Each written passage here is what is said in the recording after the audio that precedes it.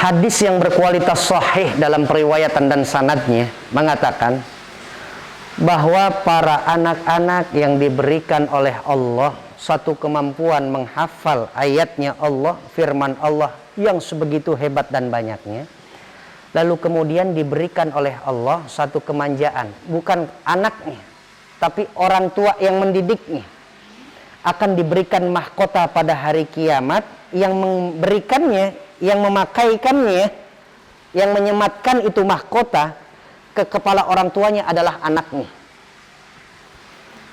Jaminan untuk dapat masuk ke dalam surganya Allah Subhanahu wa taala lantaran anaknya sudah menghafal Al-Qur'an. Nanti di situ akan dibangun oleh Allah meja hijau yaumul qiyamah, pengadilannya Allah. Bisa dibayangkan apabila anaknya dia bisa menghafal Al-Qur'an. Tapi tadi yang saya terangkan, ayahanda dan ibundanya nggak beriman kepada Allah. Apakah tetap Allah akan masukkan ke dalam surga?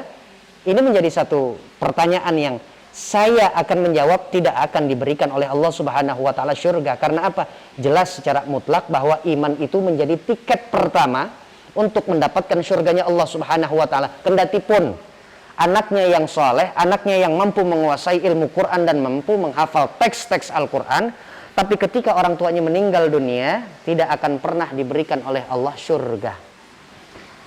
Keberlakuan ini hadis, Allah akan berikan anaknya satu mahkota, kemudian mahkota itu disematkan di kepala kedua orang tuanya, bagi orang tuanya yang juga senada dengan anaknya, sama-sama soleh. Antara tongkat dan bayangannya, orang tua dengan anaknya sama-sama pecinta Al-Quran. Jadi bukan hanya semata-mata seorang anaknya saja yang sudah mampu menghafal Al-Quran, tapi juga ibundanya, ayahandanya yang memang memberikan contoh lebih awal, proyek yang baik kepada anaknya, sehingga anaknya mencontoh kepada orang tuanya. Untuk apa? Untuk senantiasa membaca Al-Quran, cinta kepada Al-Quran. Dan itu baru berlaku ini hadis. Makanya antara teks dan konteks ini harus seirama. Kemuliaan seorang anak yang dimiliki oleh orang tuanya, dia penghafal Quran, paling tidak ini adalah yang menjadi pemberat hasanah kebaikan bagi orang tuanya. Untuk dihisap-hisap semua amal ibadahnya dia, harta bendanya dia. Jangankan yang halal, jangankan yang haram. Yang halal ada hisapnya. Jadi artinya setiap perilaku kita ini, maaf, nggak ada yang sia-sia. Semuanya tercatat oleh Allah Subhanahu wa taala. Sehingga kita sendiri nantinya yang akan mempertanggungjawabkan responsibility kita yang nanti akan diminta oleh Allah. Kita punya Tuhan, kita punya pencipta ini, Allah Subhanahu wa taala dalam firman-Nya mengatakan, alaisallahu bi ahkamil hakimin. Bukankah Allah adalah hakim yang paling bijak di antara para hakim-hakim di dunia? Artinya kualitas dari para hakim itu terukur, parameternya adalah tentang kebijaksanaannya. Menilai dan menimbang sesuatu bukan hanya yang jelas berbeda, tetapi yang samar-samar pun bisa diketahui secara jeli oleh hakim yang bijak dan mengerti serta menguasai tentang ilmu hukum. Dan Allah melebihi daripada hakim-hakim yang begitu bijak yang ada di dunia ini. Artinya melihat keadaan dan kualitas kasus demi kasus. Ya, tadi contohnya, anaknya hebat baca Al-Qur'annya, bahkan dia hafiz Quran. Ibunya numpang begitu ya. Ayahandanya numpang. Ya udahlah, anak gue ini udah hafal Quran kok, gue juga nanti akan dijamin. Memang ada, lagi-lagi memang ada. Dalam kitab Al-Lu'lu' wal Marjan dikatakan bahwa bahkan bukan hanya orang tuanya saja, seorang hafiz Quran bisa menarik 10 anggota keluarganya untuk bisa bersama-sama masuk ke dalam surganya Allah Subhanahu wa taala. 10 anggota keluarganya. Boleh jadi orang tuanya sudah barang tentu. Menarik untuk kita kaji. Kalau sudah ada yang hafiz Quran berarti, wah ini udah jaminan sekali. Jangan lupa ya daftarkan Bapak ya. Siapa mereka? Apakah keluarga mereka yang ada di neraka kemudian dengan begitu mudahnya Allah pindahkan dari tempat yang jauh berbeda keadaan dan nasibnya? Warnanya yang satu ini panasnya Masya Allah, yang satu sejuknya hebat alang kepalang. Lalu kemudian siapa yang ditarik dari 10 anggota tersebut? Apakah dengan secara mudahnya Allah ambil begitu? atau tidak ada pertimbangan Allah lagi, maka di sini saya akan mengatakan begini. Di awal saya katakan bahwa Allah adalah hakim yang paling bijak di antara para hakim-hakim di dunia. Jadi artinya pada saat anaknya sudah mendapatkan satu label ahlullah, orang yang mampu menghafal Allah, itu artinya adalah mereka keluarganya Allah. Dalam hadis ini mutawatir, artinya kualitas hadisnya sahih. Dikatakan bahwa sungguh orang yang sudah mampu menghafal Quran adalah keluarganya Allah. Kalau sudah keluarganya Allah, maka Allah nggak akan pernah punya kerelaan, nggak sudi ketika memasukkan keluarganya di dalam nerakanya Allah. Sudah barang tentu masuk ke dalam surganya Allah. Tapi permasalahannya adalah orang-orang yang di samping si penghafal Quran, apakah sedemikian mudahnya mendapatkan apa yang sudah dicapai oleh anaknya? Teremnya orang tua.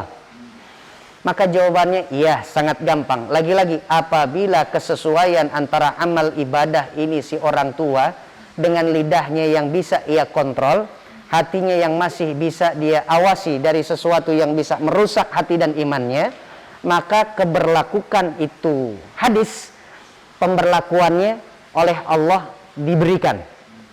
Tapi apabila antara anak dengan perilaku orang tua ini sudah jauh berbeda, maka Allah yang akan menimbang seberapa banyak ibadahnya, sekecil apapun, famay ya'mal mithqala dzarratin khairan yarah wa may ya'mal mithqala dzarratin syarran yarah. Sekecil apapun kebaikannya akan dikalkulasikan oleh Allah Subhanahu wa taala, dan ini masuk dalam poin kategori untuk dibantu anaknya, dibantu oleh anaknya. Dari status hafizul Quran ini anaknya.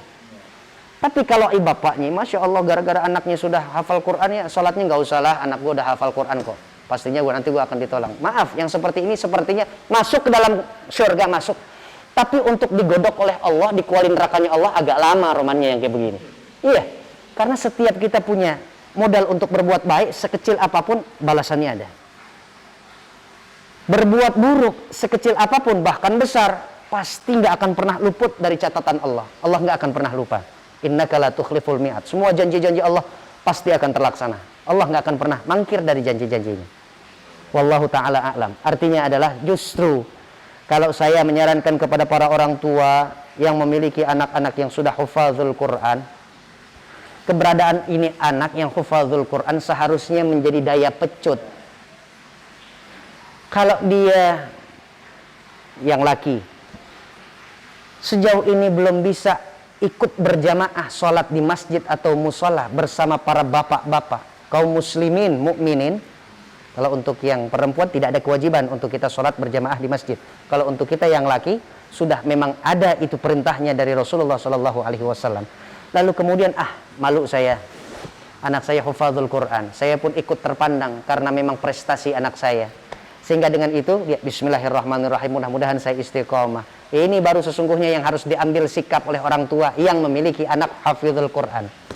Saya malu ternyata anak saya doang yang hafal Quran. Masa sih saya nggak mau mencoba untuk bapaknya juga hafizul Quran, meskipun lebih dulu anaknya yang sudah sampai derajat hafizul Quran.